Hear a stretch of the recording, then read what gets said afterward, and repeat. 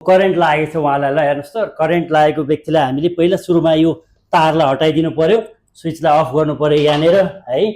र अब उहाँलाई हामीले तुरुन्तै रेस्पोन्स चेक गर्नु पर्यो। करेन्ट लागेको व्यक्तिलाई विभिन्न चिजहरू गरिन्छ, मुखमा केही हाल्ने, पानीहरू हाल्ने बिल्कुलै नगर्नुहोस्, पानी छेप्री ओढ्ने, कपडा टाइटहरू छ भनेदेखि खोलिदिने हल्का, र ओपन एयरवेज गरिदिने, सुरुमै सिरानी नराख्ने, र अरू केही गर्नु पर्दैन। तपाईँहरूले घाउ चोट छ भने हेर्ने, रगतहरू बगेको छ भने ब्यान्डेज लगाइहाल्ने, र छैन भनेदेखि मजाले खुट्टालाई चाहिँ यसरी यति उठाएर एबाउट 30 सेन्टिमिटर, एक हातभन्दा अलिकति माथि जति यति राखेर चाहिँ हामीले खुट्टालाई चाहिँ माथि नै गरिराख्ने।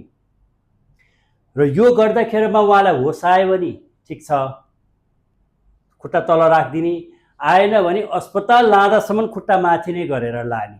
यही नै एउटा उपाय हो करेन्टबाट बचाउन। किन भन्दा रगत चाहिँ करेन्टले सोसिसकेको हुन्छ उहाँको, त्यो कारणले चाहिँ हामीले तल जुन पनि शरीरको तल्लो पार्टमा भएको रगतलाई चाहिँ ब्रेनमा, दिमागमा पुर्याउनलाई चाहिँ यो प्रक्रिया गरेको।